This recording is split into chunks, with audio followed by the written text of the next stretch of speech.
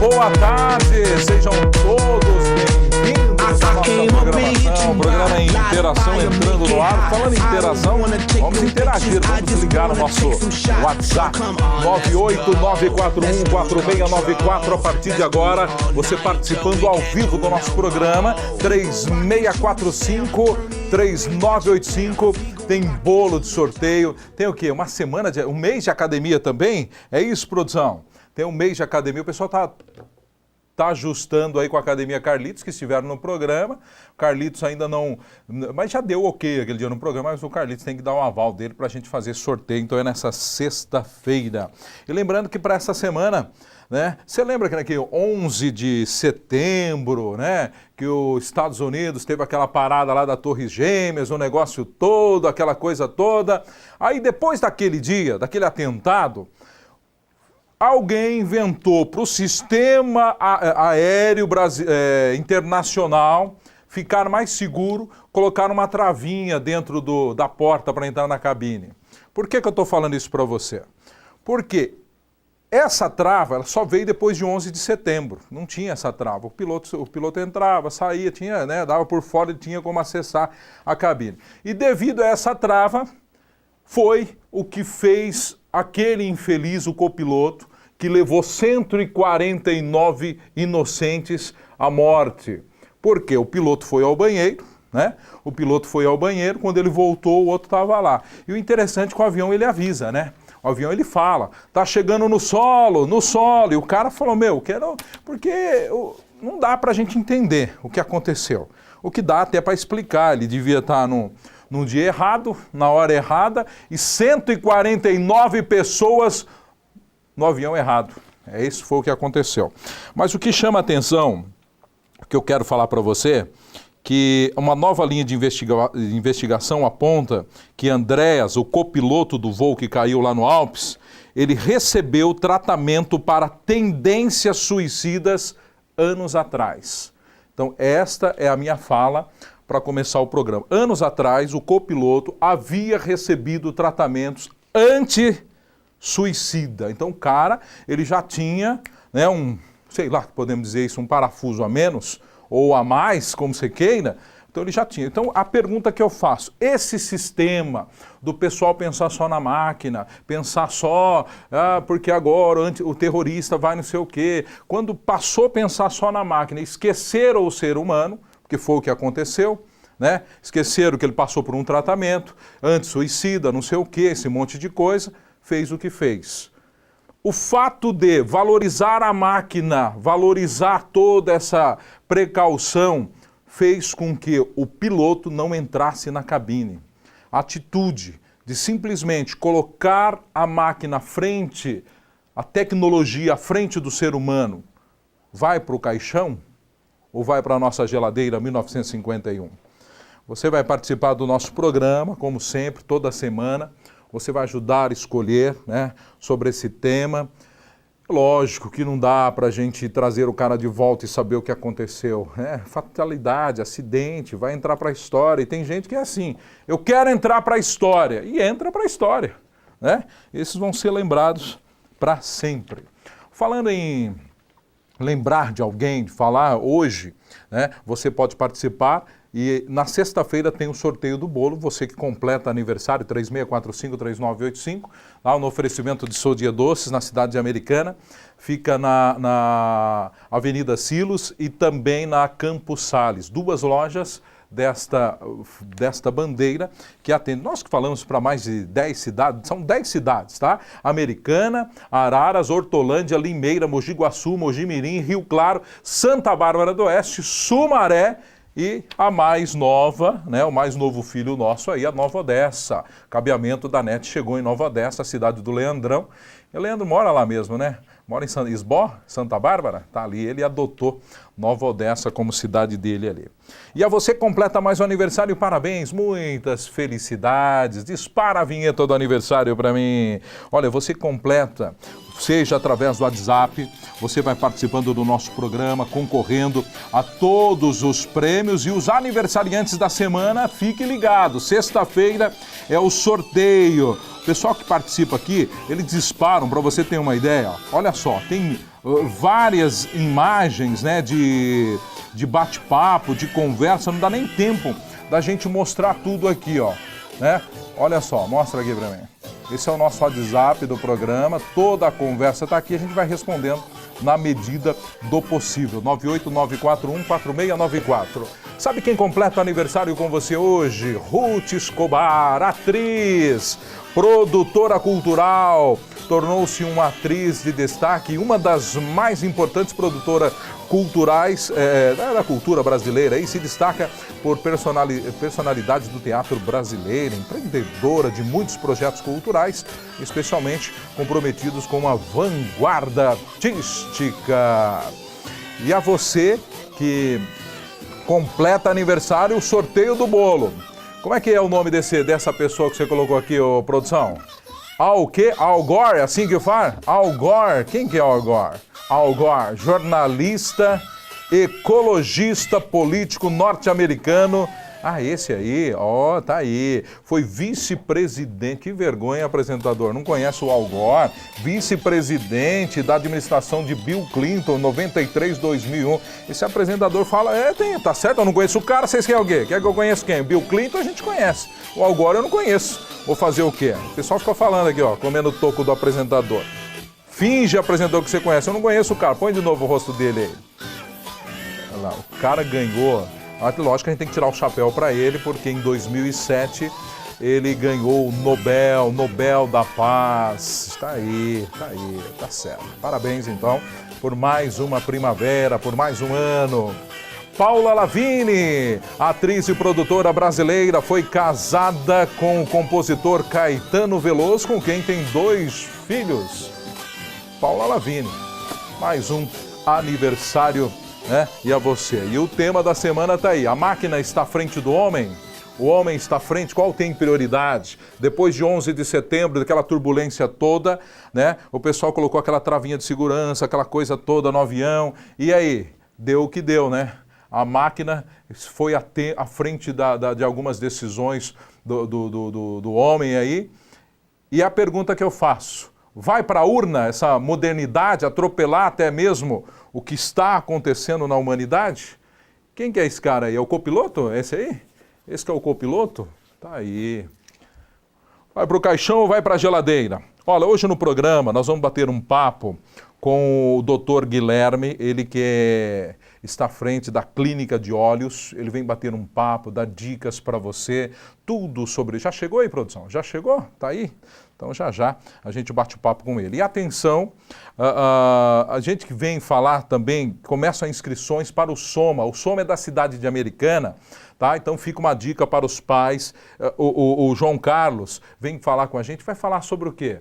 Qual a idade, como faz, tem que estar estudando, não tem que estar estudando, como é que funciona. O Soma é aquele, como é que chama? Simplista, como fala, dos guardinhas, é isso? O pessoal fala, turma dos guardinhas, tal. O Soma, na verdade, ele é o Serviço de Orientação Multidisciplinar, tá aí. Nós vamos bater um papo com ele já. E também você que tem uma empresa, quer saber tudo sobre informática, o Heitor, ele vai falar para você o que você ganha com isso, né? Montando rede. Rede é aquele trem que você passa aquele monte de fio, vai para não sei...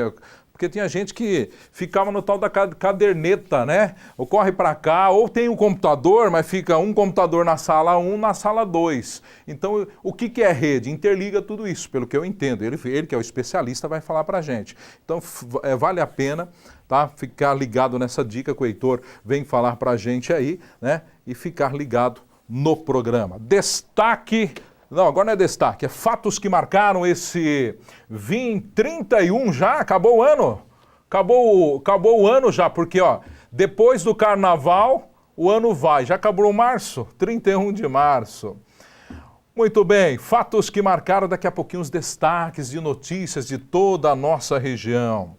Em 31 de março, os fatos históricos, em 1964, o presidente João Goulart era derrubado por um golpe militar. Uma forte pressão de setores da classe média levaram à queda do presidente que tentava, como é que fala? Tentava aplicar no Brasil a chamada reformas de base. O primeiro líder do regime, que durou 21 anos, foi o Marechal Castelo Branco. Também em 31 de março de 1986, um Boeing 727 da Companhia Mexicana de Aviação, com 166 passageiros, explodia meia hora após a decolagem lá na Cidade do México e não houve sobrevivente, né? Tá aí. Também, em 31 de março de 1989, Yasser Arafat era proclamado presidente da Palestina por decisão unânime de 70 membros do comitê. Esse aí é o cara que tem um nome complicado, então. Como que é o nome dele mesmo, produção? Yasser Arafat. Falei correto, mas já esqueci o nome do cara. Também ele que fica no país dele para lá, né? Que horas são agora? Quanto tempo nós temos? Um abraço ao pessoal de Americana, Araras, Hortolândia, Limeira, Mogi Guaçu, Mogi Mirim, Rio Claro, Santa Bárbara do Oeste, Sumaré. Vamos saber tudo agora sobre saúde dos olhos? Vamos falar com ele, doutor Guilherme. Vem para cá, doutor Guilherme. Vem nos brindar. O homem elegante, está todo no traje. Tudo bem? Seja bem-vindo. Tudo bem, obrigado. Por favor, sente aqui, perto da nossa geladeira. O pessoal tem trauma da urna. Você também é desses traumáticos? Tem medo da famosa urna, não? Não, mas tudo a seu tempo. Tudo ao seu tempo? Vai chegar o tempo dela. Quando a gente fala até para enxergar um pouquinho mal, espera mais o tempo, né? Espera a urna no devido tempo, não vem agora, né? Quando se fala em perfeição, o que é uma vista, uma visão saudável? Bom, mais do que falar em perfeição, quando a gente fala na área de medicina, a gente fala na normalidade, né? O que é normal para aquela idade, para aquela condição de saúde daquela pessoa, né? Então, normal compreende-se mais ou menos em termos de saúde o que 95% das pessoas saudáveis enxerga. Isso é o normal. E a medicina trabalha com os desvios do normal. Então, você não trabalha muito com noção de perfeição na área médica. Você trabalha mais com a noção de normalidade e desvio da normalidade. Bom, então, para iniciar o bate-papo, vamos falar dos recém-nascidos. Que tipo de doença, Guilherme, doutor, acontece nos recém-nascidos, no caso da visão? Bom, essa é uma preocupação muito importante, porque assim, as doenças oftalmológicas nos recém-nascidos, elas não são muito comuns, mas elas têm um potencial muito arrasador quando elas ocorrem. Que, para os nossos telespectadores entenderem, rapidamente falando, sim, você nasce e dentro do útero você não tem acesso a imagens, lá é tudo rosinha. Então, quando você nasce, o seu cérebro é um computadorzinho meio que quase em branco. Então, você nasce, abre os olhinhos e começa a receber imagens lá dentro. Então, aí você vai tecendo as redes neurais para poder processar aquela imagem. Então, a criança, nos primeiros meses, vai aprendendo a enxergar. Qualquer problema que bloqueie esse efeito faz com que o seu cérebro não desenvolva os circuitinhos para processar a visão. E isso e depois dos 6 anos de idade, você não consegue mais fazer isso. Então, toda e qualquer doença que prejudique a condução da imagem do seu olhinho para o seu cérebro e que você não corrija a tempo do seu cérebro aprender a enxergar, depois você não enxerga mais. Isso se chama ambliopia. Ambliopia, o que o povo chama de olho preguiçoso. Tá? Muitas vezes você já deve ter ouvido falar disso aí. Sim. Nós que falamos a linguagem simplista, né? Já ouvi falar. Digamos assim, na linguagem popular, leiga, né? Okay. O que é um olho preguiçoso? É um olho que não aprendeu a enxergar. Por que ele não aprendeu a enxergar? Porque seu cérebro não teve acesso a imagens de qualidade e não formou conexões entre os neurônios para poder processar aquela imagem. Depois dos 6 anos de idade, não adianta você corrigir o olho e enviar um sinal de alta qualidade para o cérebro. Ele já não vai saber o que fazer com isso. Então, o tratamento das doenças oftalmológicas que possam causar prejuízo à visão do 0 aos 6 anos, ela é fundamental para você ter um adulto saudável, que depois dessa idade você não consegue correr atrás. Então, o Estado de São Paulo ele foi pioneiro no Brasil numa lei que é a lei do reflexo vermelho, que hoje em dia, dentro do Estado, é para ser assim, pela lei. Todo e qualquer recém-nascido, o pediatra tem que fazer com a lanterna o reflexo vermelho do fundo de olho. Isso previne a maior parte das doenças do olho, principalmente a catarata congênita, que é a pior delas, e o glaucoma congênito. Quando esse reflexo vermelho não está presente, isso aí tem que ser feito antes da criança ter alta do hospital por ocasião do parto ou da cesariana. Okay. Tá? Antes de você largar a mãe com a criança, você tem que fazer isso aí naquela internação, naquele hospital. Se esse reflexo vermelho está normal, geralmente a gente recomenda que a criança depois faça um exame mais completo entre o 0 e o 1 ano de idade, para dilatar o olho, ver retina, ver se não tem graus altos. Isso pode ser visto no recém-nascido com uma técnica de luz em faixa. O oftalmologista dilata e examina. Não precisa perguntar para o recém-nascido. Entendi. E você pode fazer isso, digamos assim, para fazer uma avaliação mais profunda do sistema oftalmológico. É recomendável que toda criança faça isso do 0 até 1 ano. Mas, antes disso, você tem aquela triagem, aquela medida de saúde pública, que é que toda criança no estado de São Paulo, ao ter alta do hospital quando nasceu, ela tem que ter o seu reflexo vermelho examinado pelo pediatra. E aí, quando o reflexo vermelho não é perfeito, aí é encaminhado dentro desse momento já para o oftalmologista. Quando a gente observa, então, até uma pergunta de um leigo no assunto, né, vamos dizer assim, o leite materno já no nascimento influencia em desenvolver isso aí ou não? O contato dos olhos com uma claridade, com esse mundo de informação que vai desenvolvendo, fazendo essa trama toda aí ou tem a ver? A mãe que amamenta com leite consegue melhorar também, desenvolver, ou isso é só como é que fala? Boatos? Bom, o leite materno ele é muito importante na formação da afetividade mãe-criança, na formação do vínculo mãe-criança, na prevenção da desnutrição infantil, da diarreia e também na formação do sistema imunológico para você evitar alergias. Então, ele não tem diretamente a ver com a formação da visão. Para ter formação da visão, você precisa ter olhos saudáveis, sem ter catarata congênita, sem ter glaucoma congênito, sem ter graus altos no olho, que às vezes a criança nasce com esses graus altos, e um cérebro de boa qualidade. Você não pode ter tido uma toxoplasmose neonatal, um sarampo, uma desnutrição, o uso de drogas maternas na gestação, ou seja, é aqui a coisa. Você tem que ter um olho perfeito e um cérebro perfeito para você ter um desenvolvimento perfeito da visão. O leite materno, não querendo desmerecer o papel imenso que ele tem no desenvolvimento da criança, é um desenvolvimento mais geral, mais para o pediatra. Mais afetivo, mais geral. E também nutricional, mas não diretamente na visão. Como é que fica o ambiente, a casa? Isso influencia bastante para uma boa visão? A limpeza do espaço, trazer algum tipo de contaminação, ter animais de estimação, pode causar algum tipo de alergia, de algum tipo de doença? Bom, quando você tem um animal doméstico, tem que ter alguns cuidados de higiene, mas assim, principalmente para a saúde dos olhos, o principal problema que você enfrenta no Brasil é uma doença chamada toxoplasmose, que ela é transmitida de duas formas, ou por você comer carnes cruas e mal cozidas na carne, aquela que está sangrando, aquela vermelha que a gente gosta na churrascaria. Sim. Você pode ter cistos de toxoplasmose e também fezes de gatos.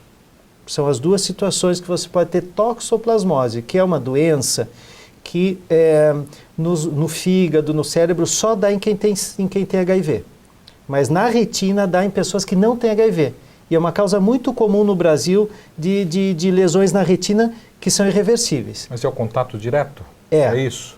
Contato direto mão e depois boca, né? Mão-boca. Tá.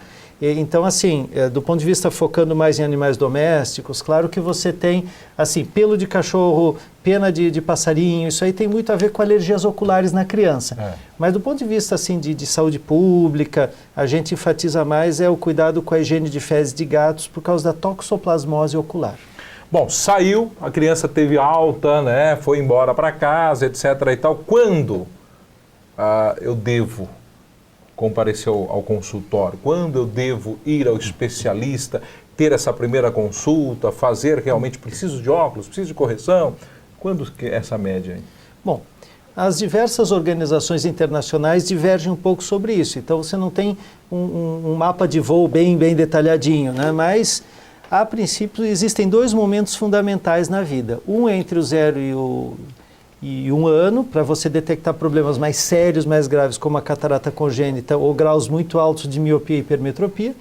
E o segundo, então, assim, o ideal em situações de bom acesso ao serviço de saúde, né? O ideal, nós estamos falando, supondo que o acesso ao sistema de saúde seja universal, sim, tá? Sim, ok. É você ter a primeira avaliação da criança entre o 0 e 1 ano, tá? E aí, entre o 0 e 1 ano, 80% do que chega na sua cabecinha chega pelos olhos nessa idade. Então, quando a criança ela tem algum problema, geralmente a mãe consegue perceber e levar ao cuidado do especialista. Porque você vai ter uma criança que geralmente não vai ter um desenvolvimento totalmente normal. Ela não vai conseguir pegar o objeto, ela não vai calcular a distância, ela não vai focar o rosto da TV, mãe. Isso já são indícios? A mãe vai percebendo, né, quando está afetando os dois olhos. Tá. O grande problema é que se afetar um olho só, se você tiver o olho perfeito, a mãe não vai perceber. Então, o ideal é você levar a criança entre o 0 e 1 ano, e depois um segundo momento fundamental é no momento da pré-escola, entre os 3 e os 4 anos. Esses são os dois momentos, assim, que você precisa levar a criança para atenção oftalmológica. O ideal, numa situação ideal, é você levar ela que nem leva o adulto, uma vez por ano. A 1 ano, 2 anos, 3 anos, 4 anos, 5 anos. Esse seria o ideal. Mas os pontos fundamentais entre o 0 e 1 ano e entre os 3 e os 4. Porque você vai perceber, você vai avaliar coisas um pouquinho diferentes em cada momento. Em cada momento. Quando a gente observa também que a criançada ela começa a ter estímulos dos mais diversos. A prática de esporte, pode utilizar, pode fazer, começa a ter um preconceito, né? Tá usando óculos, eu não gosto de jogar bola, não sei o quê. Como é que fica essa administração? Isso é meio psicológico, o pai, a mãe tem que trabalhar a cabeça da criança, ou não? A introdução no sistema de ensino já por conta vai fazer isso aí? Olha, você tem duas situações. Você tem as crianças vamos dizer, em vez de óculos, vamos falar independência do óculos. Quando você tem grau muito, muito alto, a criança ela é dependente do óculos. Você tira o óculos, ela não consegue interagir no mundo normal. Quando o grau é baixo, né, 1, 2 grauzinhos, você manda a criança tirar o óculos para jogar futebol, para correr. Geralmente, embora ela não tenha uma visão totalmente normal, a visão não fica tão baixa a ponto de prejudicar. Mas você tem aquelas crianças que têm graus muito altos. Às vezes a criança tem 10 graus, tem 15 graus, e isso não é tão raro assim. Aí você já precisa de uma atenção um pouco mais individualizada, pelo fato da criança não poder tirar o óculos do rosto. Então, às vezes, isso limita um pouquinho esportes de contato, esportes potencialmente traumáticos aos olhos, como aqueles esportes com bola ou de luta, por exemplo. Mas eu te diria que na experiência que a gente tem da prática clínica, as crianças são seres extremamente maleáveis e estão sempre surpreendendo a gente. Mesmo com 20, 30 anos de profissão, eles continuam te surpreendendo. Então eu te diria que na prática as crianças conseguem superar isso e é impressionante como você vê isso. Falando isso da criançada, né, de ter essa jogo de cintura, falamos um pouquinho agora do pessoal que está chegando aí na terceira idade, dos adultos, né? Como é que fica? Quando fica a sensibilidade, por exemplo, da catarata, que hoje é comum, é uma doença que hoje a gente escuta falar, etc. e tal. A pessoa nunca precisou utilizar óculos. Qual é o indício? Quando ela começa a perceber que ela está com essa catarata? Tá bem pensado. O seguinte, só fazendo um parêntese, você tinha um programa quando era pequeno que era os Safenados e Safadinhos. Você lembra dele? Lembro. Você falou de Safadinhos, agora vamos falar dos Safenados. Falar dos Safenados. Então é o seguinte, a catarata ela é um importante problema de saúde pública, né? Porque ela é muito comum. Tá? Se todo mundo chegar aos 100 anos, todo mundo vai ter. E o Brasil ele é pioneiro em programas de saúde pública para, digamos assim, enfrentar esse problema em termos assim de larga escala. Tá? Então, nós temos aqui importantes iniciativas reconhecidas mundialmente. Tá? Temos alguns oftalmologistas no estado de São Paulo, como o professor Newton Carajosé da USP, que são pessoas mundialmente reconhecidas pelos projetos Catarata, que você já deve ter ouvido falar, sim, que são iniciativas brasileiras de você atacar esse problema de saúde pública, porque ela é muito comum. E a cirurgia da catarata, ela evoluiu muito nos últimos 20 anos. E hoje em dia, você não deixa mais a pessoa ficar cega por catarata para operar, porque os riscos envolvidos em você operar uma catarata dura demais são muito altos, enquanto que, se você pegar a catarata no momento certo, ela é uma cirurgia de baixo risco, tem risco, mas é baixo. Então, hoje em dia, o sintoma da catarata é a perda de visão. Primeiro, com pouca luz, depois com luz normal, ela vai te tirando visão, vai embaçando a sua visão. Só que geralmente quando você percebe isso, ela já está meio avançada. Então, é uma das coisas que a gente recomenda que as pessoas vão uma vez ao ano ao seu oftalmologista, justamente porque catarata no estágio inicial não dá muito sintoma e é o melhor momento de tratar. Glaucoma em estágio inicial não dá muito sintoma e é o melhor estágio de tratar. Então, os tratamentos modernos das doenças oftalmológicas, eles seguem uma tendência da maioria da medicina chamada diagnóstico precoce. Ou seja, o melhor momento de trabalhar essa doença é quando o paciente ainda não percebeu muito. Está no início. Né? Ele não vai chegar para você, doutor, eu tenho uma catarata. Não vai te dizer isso. E se ele te disser, você que a doença já está avançada. E você pode ajudar o paciente, mas não tanto. Então, a medicina hoje trabalha muito com a noção de diagnóstico precoce. A gente tem que examinar o paciente e diagnosticar essas doenças logo no início. A cirurgia da catarata ela é muito eficiente e cura o problema. Né? Por isso que você precisa diagnosticar no momento mais adequado para poder submeter o paciente ao tratamento cirúrgico. Hoje em dia, uma cirurgia de catarata é uma das cirurgias mais seguras do mundo. Ainda falando da turma de maior idade, está indo para a reta final para liberar o doutor, ele está com a agenda cheia pelo jeito, né? A pergunta que eu faço... Sempre é um prazer falar com você. A pergunta que eu faço, doutor Guilherme, que é o seguinte. A pessoa, ela... Lógico, como o senhor já citou aqui, como já falou, o interessante seria uma vez ao ano visitar o oftalmo, etc. e tal. Mas quem não tem o hábito de visitar o oftalmo e já está com uma idade, começa a aparecer não só cataratas, que tipo de indícios que começa a aparecer e quais são as doenças, ou qual delas que tem destaque aí, que a pessoa, que faixa etária também de idade, ele pode e seria fundamental visitar o oftalmo? Bom, nós temos, assim, para resumir bastante a história, 3 doenças que são responsáveis por uma perda muito grande de visão nas pessoas com mais de 40 anos. Tá? E o problema é o seguinte, quando você fala de economia, de país, como está muito em voga no Brasil, a gente está tomando, assim, o brasileiro ele está tomando pé agora com as redes sociais, com as novas tecnologias, de economia, todo mundo estava discutindo isso que há 10 anos atrás não discutia. A perda de visão ela é responsável por um prejuízo emocional muito grande para a própria pessoa e para a família, porque um cego é um sofrimento para a pessoa e um sofrimento para a família, e ela é responsável por uma perda econômica para o país imensurável, porque um cego é uma pessoa que geralmente tem uma dificuldade de produzir e gera um custo que, claro que precisa ser pago pelo sistema e tudo, mas assim, é pesado para o país. E geralmente a cegueira ela é evitável. Então você tem basicamente 3 situações: o glaucoma, a catarata e a degeneração macular relacionada à idade, DMRI.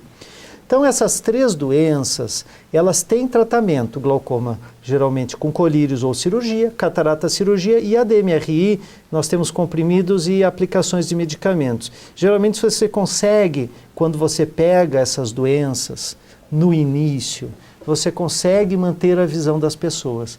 Então, o nosso problema é o seguinte, o fundamental na medicina é você diagnosticar cedo. Para isso não tem atalho, você tem que ter uma rede de saúde eficiente, com diagnóstico cedo, assim como você tem para o câncer de mama ou colo de útero, por exemplo. Então, você tem que estabelecer uma rede de saúde com profissionais treinados e acesso das pessoas a essa rede. Assim você combate a cegueira, né? Porque se você deixar para as pessoas procurarem oftalmologista a hora que elas começarem a não enxergar, geralmente é tarde, para os padrões da medicina moderna. Já é tardio.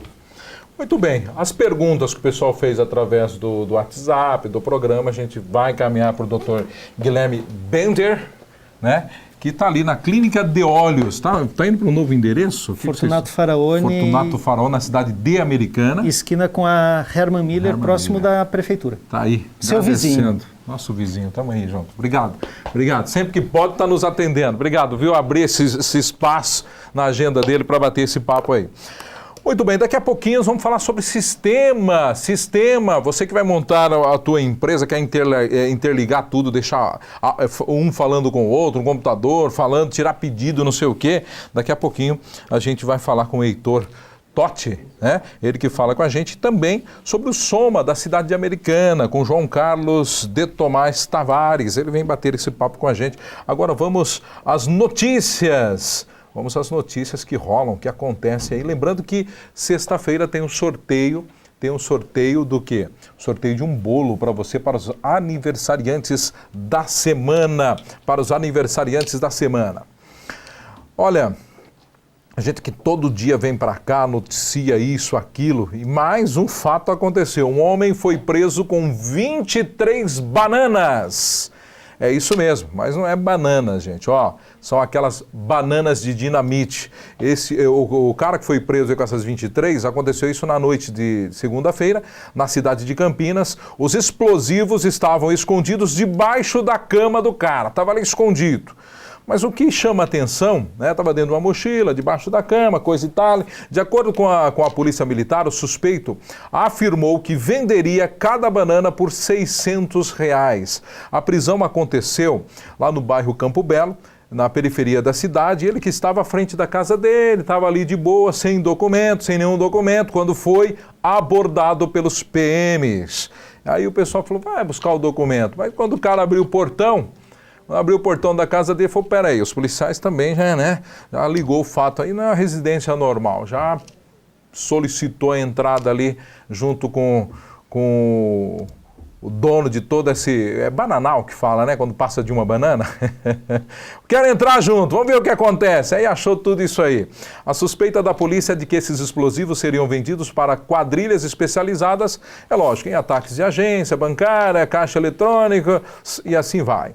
Esse explosivo era de um garimpo, né? Foi roubado aí, estava só na espreita para acontecer. Daqui a pouquinho tem mais notícias. Vamos bater um papo agora. Tem vários papéis aqui para a gente entrar no tema. Deixa eu ver, o nosso WhatsApp está piscando a letrinha amarela. Quando fica aqui, nós já fala com a galera aí. Tem bolo de presente para você, um mês de academia para essa semana. Aquele é o tema do cara que despinguelou o avião lá com 149 inocentes.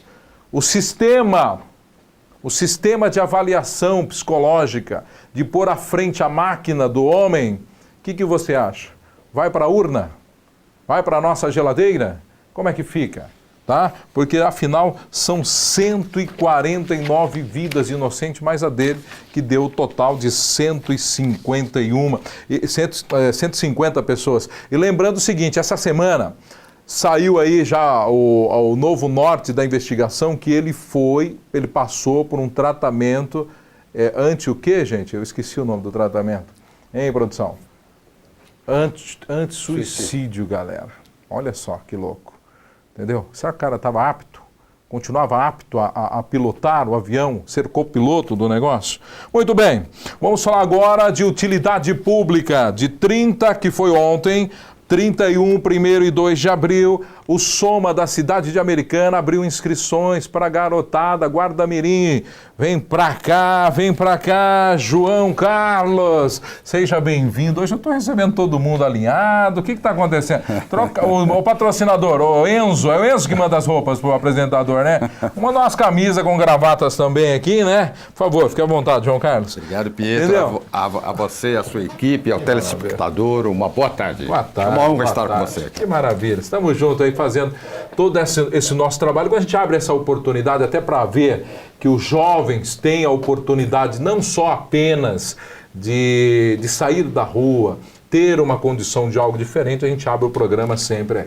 Deixa eu aproveitar, onde eu estou fechado? Estou nessa aqui? Aproveitar e mandar um abraço pro pessoal da Enzo, a Enzo que veste esse apresentador, né? A Enzo tá com o site aí, produção, coloca na tela aí.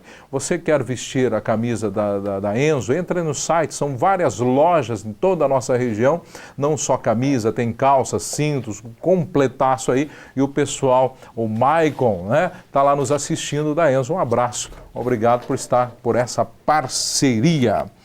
Muito bem, começou essas inscrições. Começou, Pietro, dia 30, né, que foi segunda-feira, hoje também, é das 8 às 10h30, né, dia 1 e dia 2, e como dia 3 é Semana Santa, a Paixão de Cristo, nós prorrogamos para o dia 6 e 7, segunda e terça-feira, da semana que vem também, para dar oportunidade a todos. Né? Ô, João, quando a gente observa, o Soma está ali para ajudar a garotada que quer entrar no mercado de trabalho, eu queria que você explicasse um pouquinho. Como que é esse trabalho?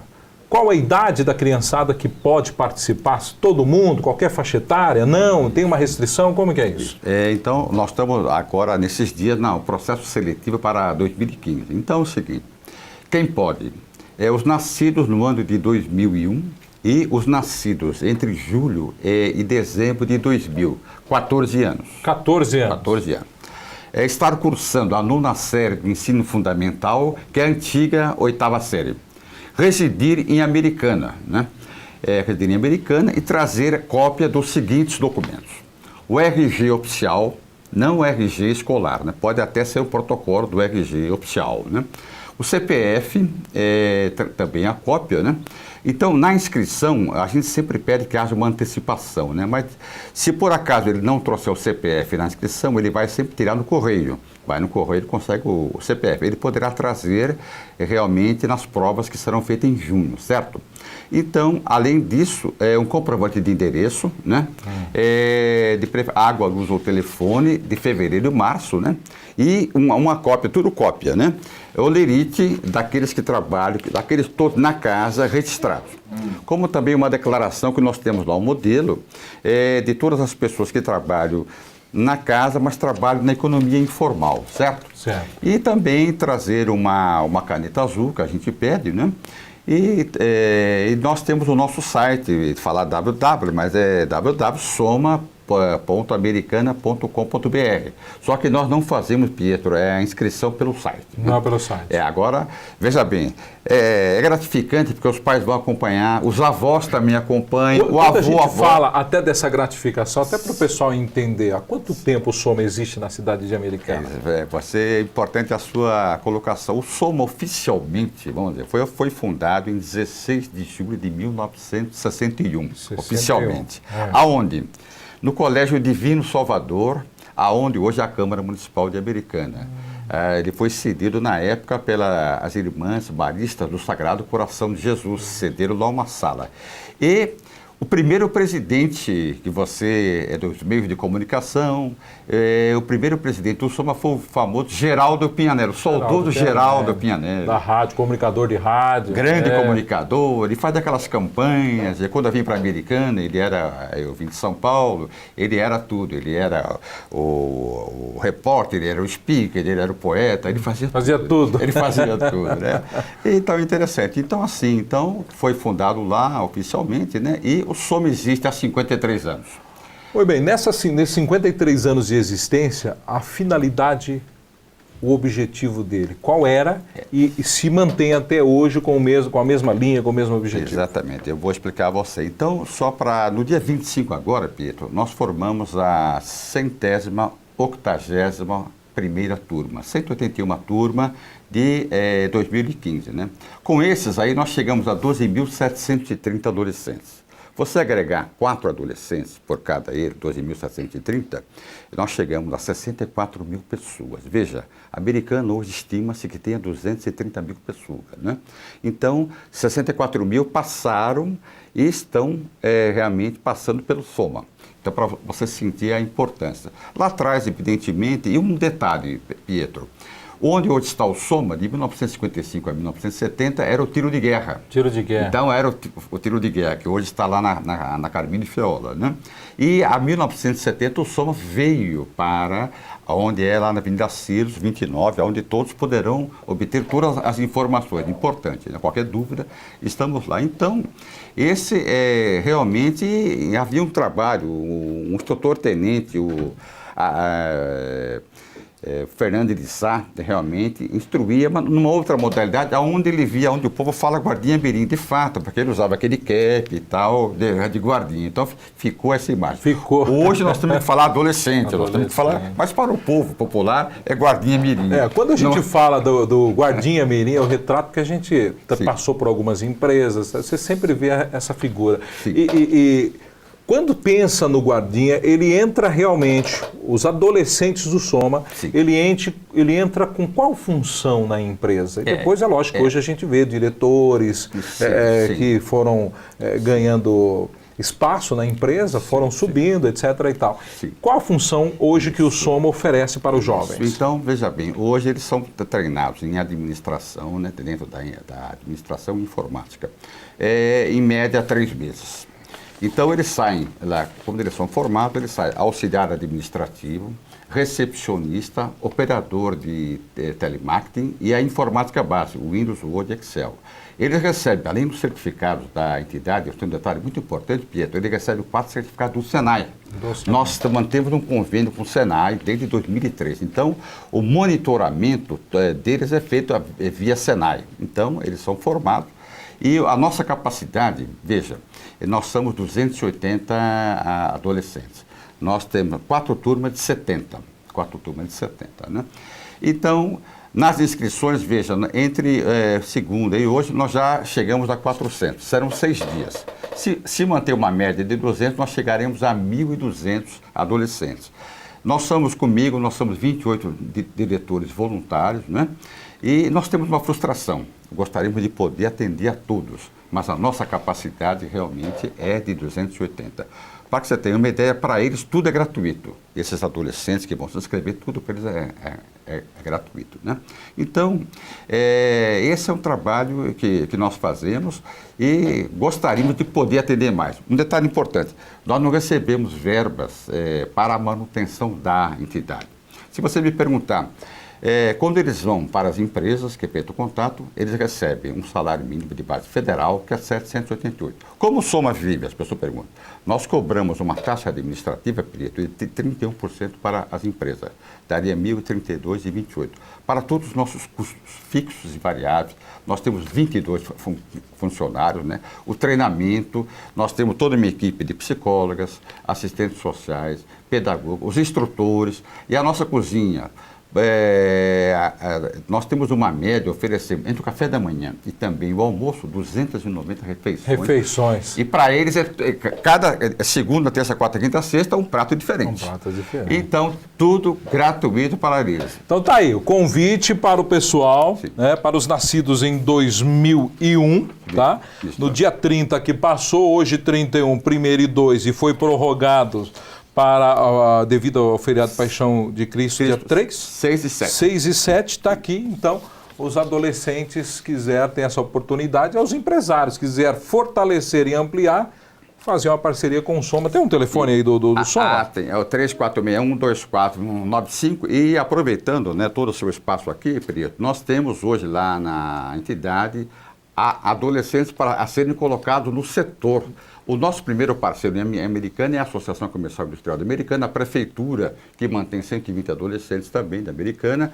Nós temos o DAE, nós temos a FUSAME e também a Câmara Municipal. Então, aos empresários que não vêm, as empresas grandes, médias, pequenas ou profissionais liberais, nós temos lá adolescentes a serem colocados ao mundo do trabalho. Temos um lema, Prieto. Ingressar no Soma é um sonho. É um sonho. O sonho de poder ser integrado ao mundo do trabalho. João, prazer em conhecer. Uma honra obrigado a você pela presença, e a toda a sua equipe também, ao telespectador. Que maravilha. E você continua participando. 3645-3985, né? 3645-3985. Nós que temos aí, o nosso tempo está curto hoje, né? Nosso tempo tá que tá, nosso tempo tá que tá. Vem pra cá, Heitor. Vamos falar que o relógio hoje tá contra o nosso... Boa tarde. Como você está? Seja Tudo bem, bem-vindo ao você? nosso programa. A gente que falou aí sobre a segurança, fique à vontade. Segurança dos olhos, né? Falando aí, né? De óculos. Falamos sobre a introdução ao trabalho do Soma e também uma coisa que a gente já falou no programa que estaria trazendo você que cuida desse negócio de software, instalar isso, aquilo. O que faz uma empresa? Ela ganha, vamos falar, agilidade no processo. Por quê? Por que eu faço essa pergunta? No escritório, às vezes, lá há 5, 10 anos atrás, se observava, tinha um computador do financeiro, computador não sei do quê. Só para o pessoal entender, a grosso modo, instalar, fazer isso aí já é interligar o sistema e facilitar a vida, seria isso? Isso, hoje a maioria das empresas procuram interligar todo o sistema até por um controle, certo? Então, por exemplo, você tem a recepcionista, você tem a parte financeira, você tem a parte de vendas, e você tem softwares que fazem toda essa integração, tá? Os EPRs da vida, o SAP, esse tipo de coisa. Com relação às máquinas, a rede faz essa função de integração, tá? Então, assim, você tem servidores, você tem cabeamentos de redes, switches, esse tipo de coisa, e você mantém toda a estrutura funcionando. Hoje em dia, no mercado, um dos grandes problemas que a gente tem é que muitas empresas não veem isso como um investimento, veem isso como um custo. Porque, teoricamente, os equipamentos vão ficando velhos a partir de 3 anos de uso. E você tem que ter uma reformulação nisso. E o mercado hoje está muito instável. E você precisa fazer essa troca de equipamentos periodicamente. Então, assim, dentro da empresa, a informática é um investimento. E toda empresa que hoje precisa fazer uma venda, precisa de nota fiscal eletrônica, vai precisar disso. Não tem como sair disso. Uma coisa que é interessante, quando interliga em rede, eu gostaria que você me ajudasse nessa colocação, tem o tal do software legal. Quando o cara monta uma rede, ele consegue estabilizar essa rede, ou em outras palavras, colocar o software legal em um computador e alimentar todos os outros, ou seja, vendo pelo lado da economia, isso pode ocorrer, isso pode acontecer? Depende da plataforma que ele usa. Normalmente, se usa o Windows, né? Que todo mundo conhece aí, tá? E o Windows você tem que colocar um em cada máquina. Quando você, dentro de uma empresa, tá? Pega o mesmo software e coloca em outra máquina, você está pirateando isso. Certo. Isso é ilegal. Com relação ao Office, que comentaram, Word, Excel, é o mesmo procedimento. Mas, para quem usa em casa, você tem a opção de alguns pacotes, principalmente do Word Excel, que você consegue colocar em 3 máquinas com um preço mais acessível. Isso até serve para a Microsoft como um sistema de divulgação, entendeu? Mas na empresa, tem os softwares específicos para a empresa, que você só pode usar na empresa, e tem que ser um para cada máquina. Quando a gente fala em agilidade, como é que funciona? Aí eu tenho um estoque que fisicamente fica distante, né? Querendo ou não. O cara tem o estoque, o cara tem a recepcionista, o que tira o pedido, ou o balcão de vendas que tira o pedido. Com toda essa informatização do sistema, ele de uma sala ele consegue observar toda a empresa dele. Ele consegue observar o quanto está vendendo, o quanto tem no estoque. Vai facilitar a vida do peão, vai facilitar a vida do empresário. Muito. Além de você ficar sem papéis, você elimina uma quantidade muito grande de papel em relação a isso. Você ganha agilidade, você ganha eficiência, em custo reduz muito, tá? E cada software você tem que se adequar à sua empresa. O empresário vai ter que escolher um software que seja compatível com o ramo de atividade dele, tá? Basicamente, pequenas empresas, você tem pacotes de softwares aí que são baratinhos, na faixa de 400, 500 reais.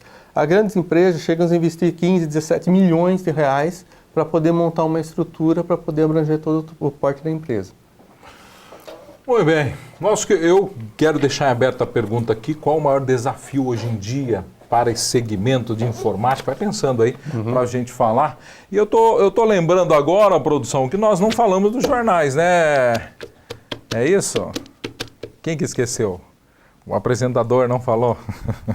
E olha que eu tenho o tal do negócio que chama roteiro. Observa aqui o meu roteiro. Vem para cá, fecha comigo. Fecha o roteiro. Esse apresentador comeu gafe. Ele fala aqui, ó. 12h30, tal coisa, falar isso, a 12h31, aí vem o destaque dos jornais. Peço então desculpa por essa gafe aos nossos patrocinadores, a nossa produção toda. Coloca o primeiro jornal aí, coloca o primeiro jornal enquanto aparece o Jornal Liberal da Cidade Americana. Eu vou molhar as palavras aqui, porque isso, olha que eu nem almocei ainda. Aumenta o som, vai. Muito bem. Depois dessa gafe do apresentador que abre o programa com os destaques dos jornais, né? Quem está aí na nossa produção? O Ricardo Veronese nos visitando hoje? Um abraço, Ricardo Veronese. Depois o senhor venha fazer uma visita aqui ao nosso... Ele gosta que eu vou no programa dele, mas ele nunca vem no nosso programa. Está ali, lá do outro lado. Um abraço aí. Jornal Liberal. Dispara o Jornal Liberal.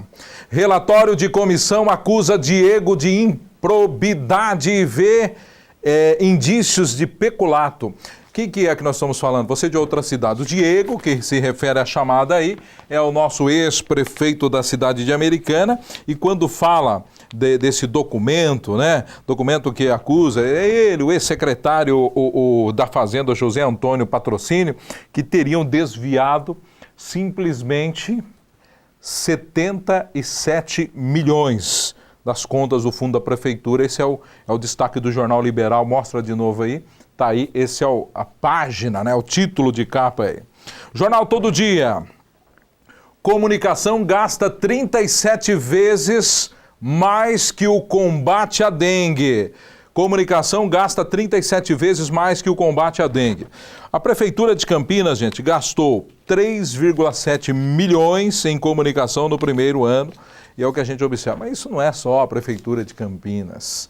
Eu não sei por quê. Cargas d'água, o pessoal abre a tal de agência, faz um monte de coisa aí e coloca o quê? Publicidade. Você vai em qualquer cidade, o cara tem faltando médico, está faltando isso, está faltando aquilo, está faltando não sei o quê. Mas tem a bendita da publicidade. Prefeitura de Campinas, o pessoal está falando, aí vou tirar o Heitor do plano aí, isso é a opinião do apresentador. Olha só. Horário nobre, tá saindo uns artistas ali, o cara com escudo, sabe? Meu, a população sabe como tem que fazer contra o mosquito da dengue. Não adianta ficar inventando essas campanhas milionárias, porque agora é hora de atacar o foco, prefeitão de Campinas. Então o cara gasta milhões para tentar dar uma cartilha para a população que já sabe, agora é meios, sabe? Aí nessas casas que realmente não tem acesso, sabe? Que a prefeitura tem que pegar liminar, tem que fazer um monte de coisa, porque fica gastando milhões em publicidade. Próximo jornal. Jornal Página Popular de Hortolândia. TCE anula sentença e Ângelo Perugini pode assumir cadeira de deputado. O jornal Página Popular, não tem que ligar para o editor desse jornal aí, que já faz quantas semanas que eu já dei essa notícia aqui? Umas 2 semanas. É a decisão final agora, é isso? Então tá aí, vamos corrigir, porque eu achei que fosse a mesma coisa, porque esse negócio nós já falamos semana passada, sei lá quando foi. Jornal de Limeira. Jornal de Limeira, casos de dengue já superam previsão da prefeitura este ano.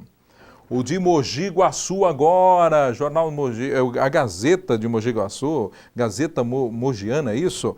Aposentado é preso por estupro ao ser denunciado por menor.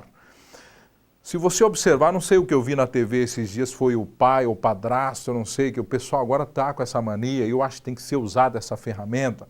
A criançada antigamente tinha medo, porque o cara abusava, falava que ia bater no irmão, que ia bater, ia matar a mãe, a molecada ficava quieta. Hoje em dia não, a molecada vai com o celular, tem que usar essa ferramenta mesmo, não é só no meio político não, em todos. Se de repente está se sentindo coagido, nós falamos para um monte de gente aí, faça a mesma coisa, vai e denuncie, porque um cara desse não tem nem que existir. Tem nem que existir. Próximo. Rio Claro, é isso? Do Jornal de Rio Claro. Cadê a parte? Tá aí. Jornal Cidade. Sindimundi pede que vereadores rejeitem proposta que crie cargo. Sindimundi pede que vereadores rejeitem proposta que cria cargos. O que seria isso aí?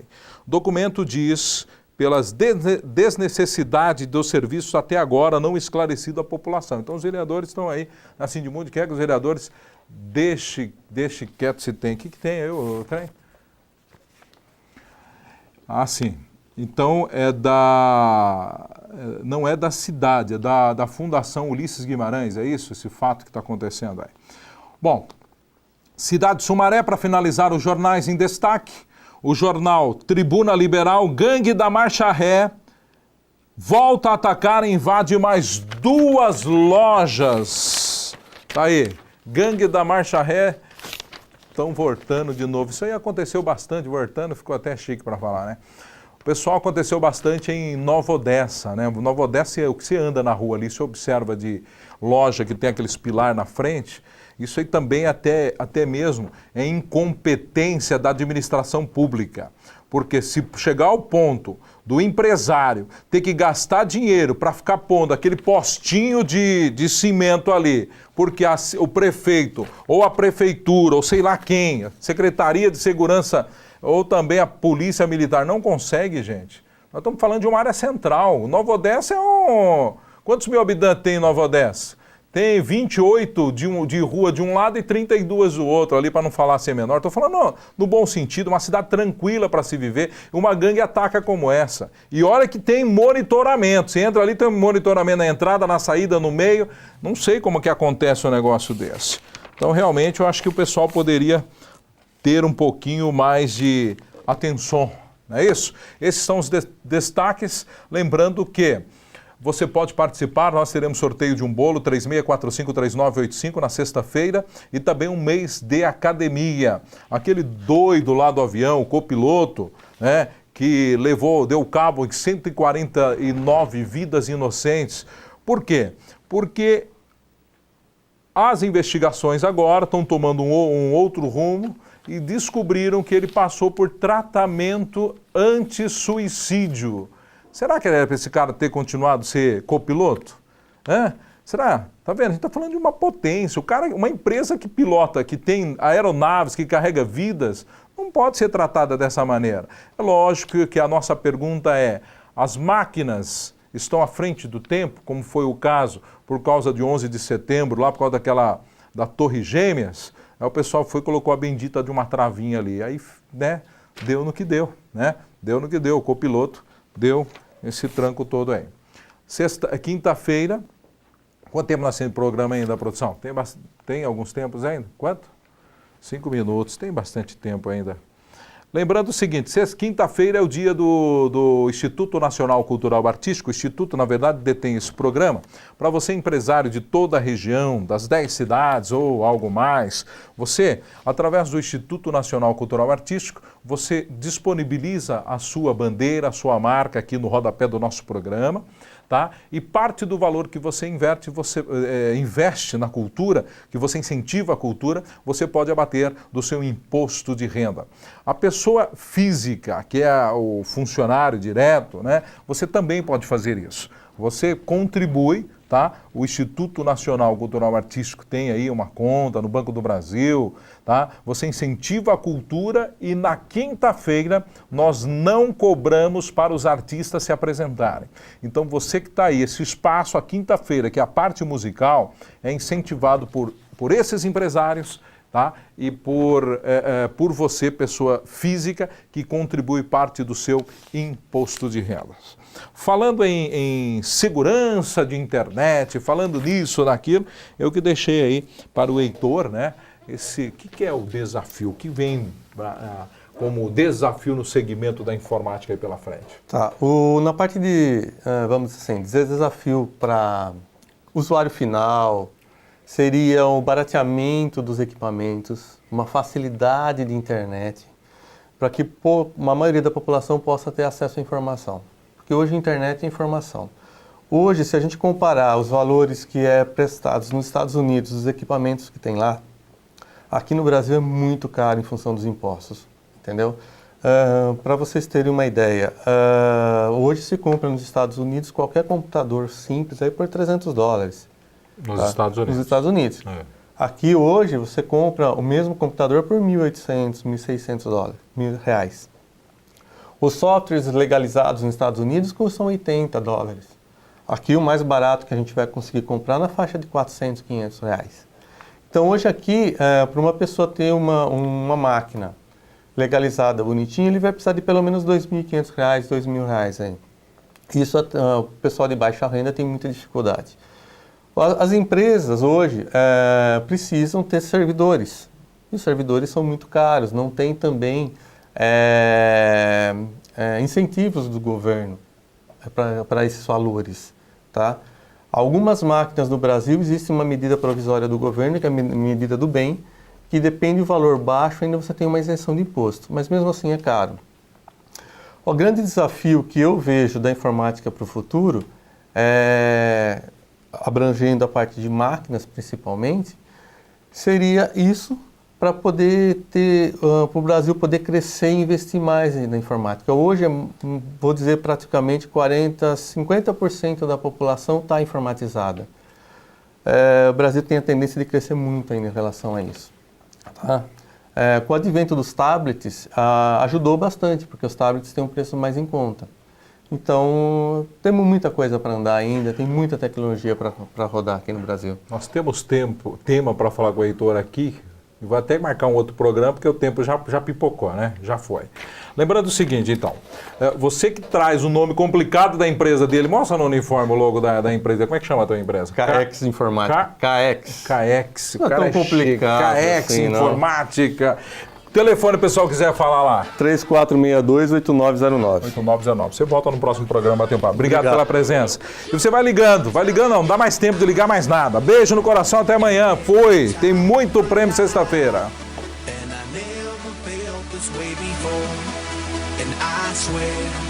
This is true, and I owe it all to you.